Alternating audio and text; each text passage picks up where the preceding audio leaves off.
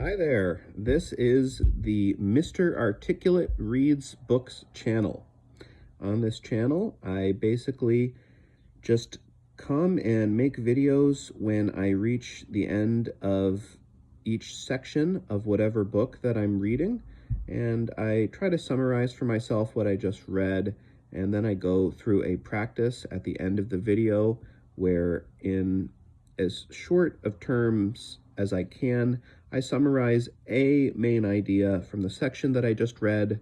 I give an example to demonstrate that idea, and then I apply it to something in the world or something that I already know. And when I make these videos, my goal is always to speak as articulately as I can and to avoid using filler words like or So I just read section 4 of part 1 of book 1 of David Hume's Treatise of Human Nature. And in this section, what Hume looks into is ideas, and as I talk through these videos, I'm not going to summarize things that I already have talked about in previous sections. So it's just presumed that anyone, I guess you could say that my perfect audience member would be someone who already had a knowledge of everything that was leading up to the current section. So I have to sit here for a moment and recollect to myself what Hume did explore in this most recent section.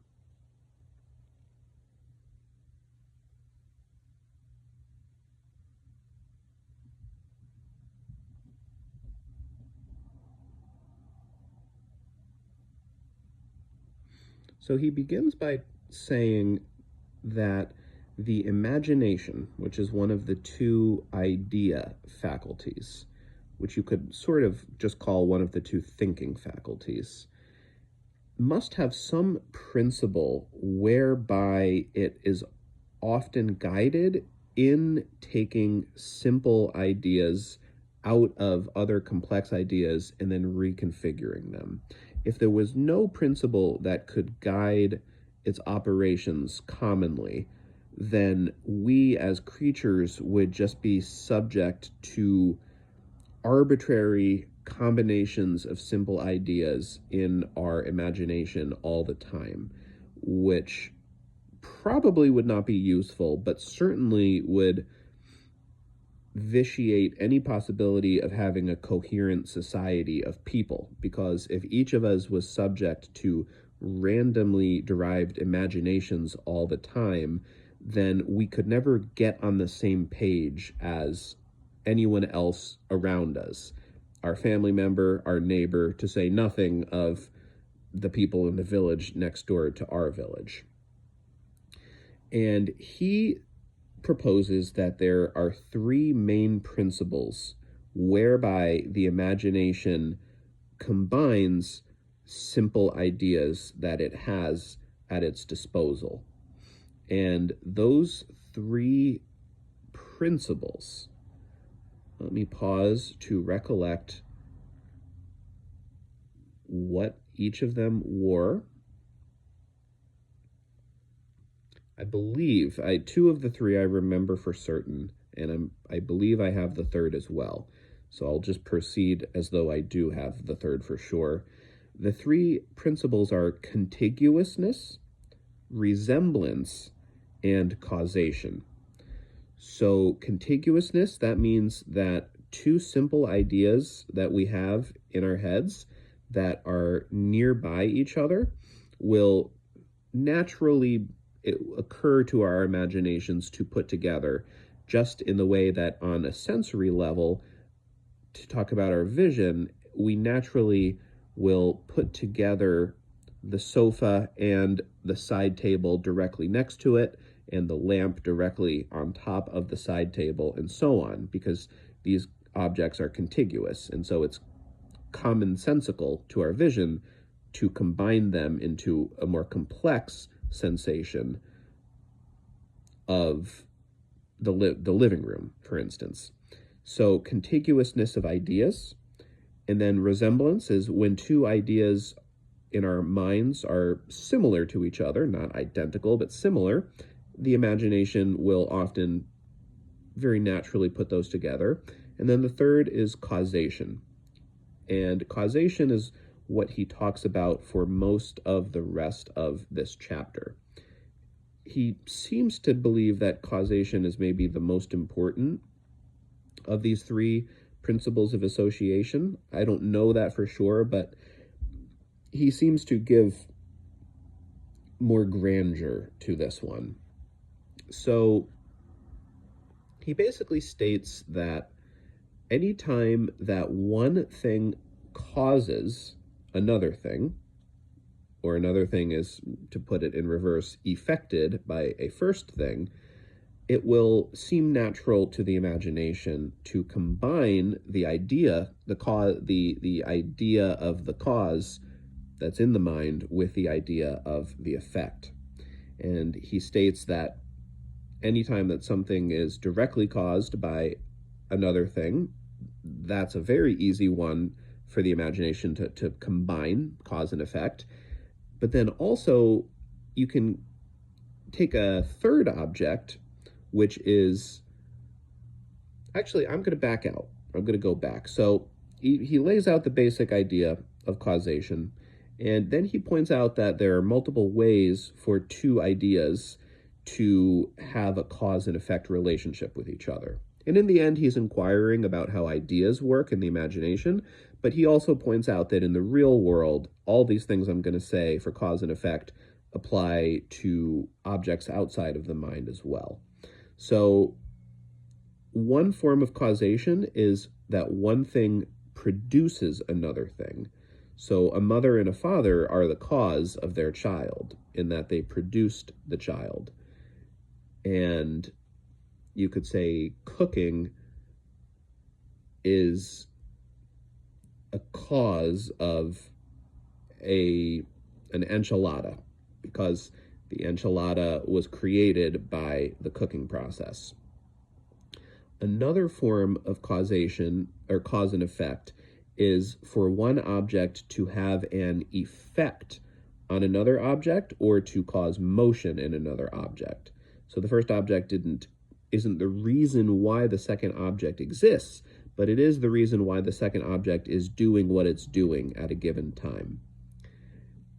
And then the last relationship of causation he talked about, this one is a little harder to understand for me right away, but he talks about, in terms of outside of one's mind examples, anytime that someone can have a causational effect on someone else, there is a causal relationship between the objects, even if the causation's not being actuated. So a master and a servant have a causation relationship with each other because the master can, either because the servant has agreed to this or is being forced into this. Either way, the master can cause the servant to do things. And the second example he adduces is that of a judge. A judge has the ability to have an effect on many different people who come into his courtroom, and therefore he has a causative relationship with lots of different people over whom he holds legal power. And he may or may not exercise that legal power, but he has it regardless, and therefore has a causative relationship. So those are the types of causative relationship that he discusses. And now to bring it back into the realm of ideas, ideas can have causative relationships with other ideas in these same ways. So to pick back up what I was saying before, if one object has a causative relationship with another, that is a causal relationship that by the principle of causation can easily lead the imagination to combine those two things in an idea. But you can also introduce a third object. If the third object has a causal relationship with two other objects, then those two other objects, although they are not directly related to each other through causation, can still be related to each other in the mind in a complex idea due to the principle of causation through that intermediary object. So to take it back to outside of the mind, a parent and a child have a very close relationship of causation, but a grandparent and a grandchild are also related causally to each other. And you can do that for a great-grandparent and a great-grandchild, a great-great-grandparent and a great-great-grandchild, and so on. And you can form great lines of lineage in this way where all the objects, in this case people, in that relationship are linked to each other.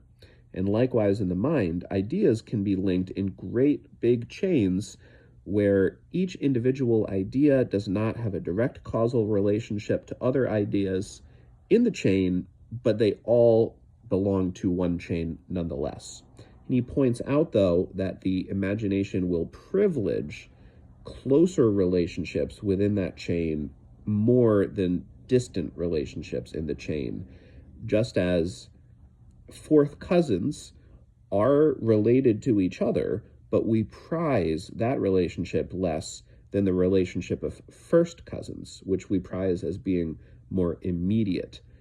And still closer would be, of course, the relationship between siblings, and still closer than that, the direct relationship of child and parent. And so it works with ideas as well.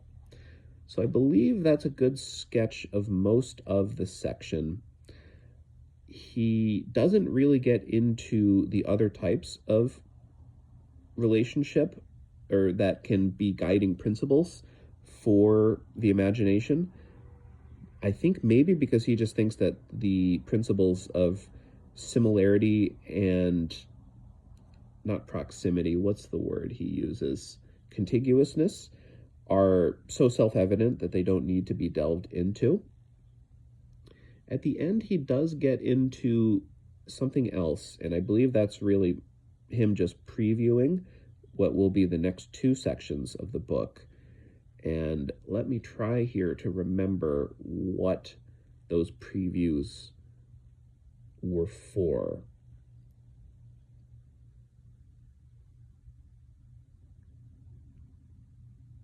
I believe he's going to talk about three subdivisions of cause and effect relationships, but I don't remember that with detail. So that's it for my summary. So if I'm now to summarize one major idea of this section, I would say that the idea that the imagination does not associate ideas arbitrarily, but is guided by one of three principles: contiguousness, relationship, or causation. To exemplify that,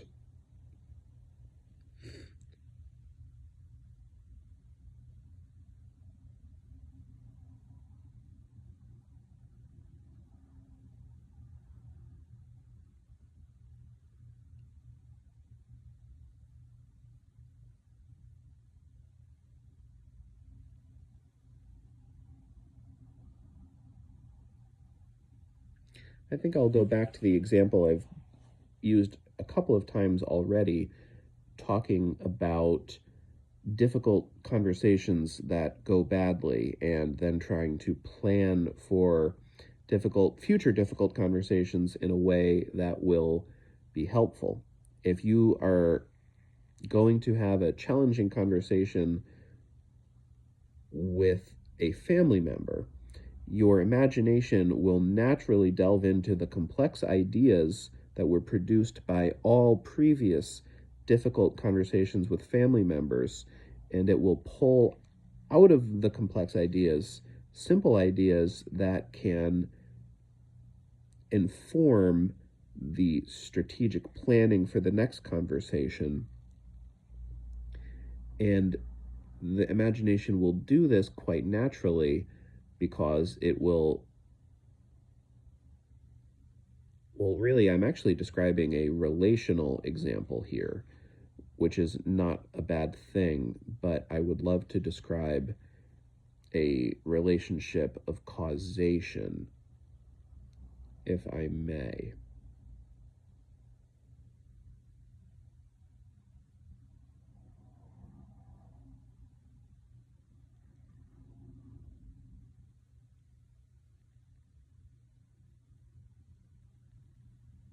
Actually, no, now I remember that there is a causation element here.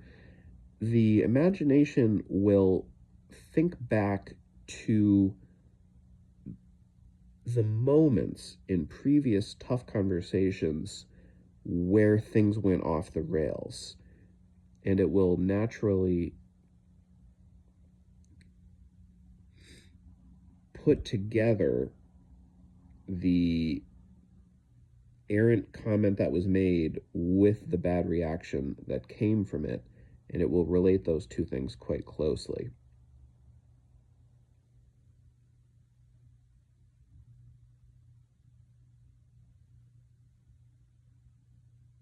And then that just leaves applying this main idea to something that I already know.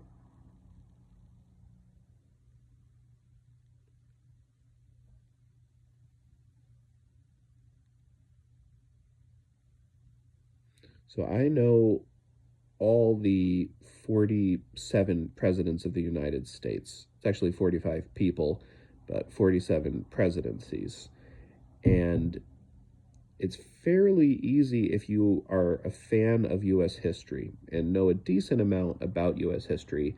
If you then, after a lifetime of learning about different periods in our cultural history, political history, and so on, if you set yourself the task of memorizing the 47 presidents, it comes naturally to the mind to do that, because the presidents all seem complexly related to the historical periods that you have knowledge about, because they're so often involved and they have a good causal relationship to the events of their times. And so the imagination finds it natural to order them all. So that's it for this video. Thank you, and I will be back with when I read the next section.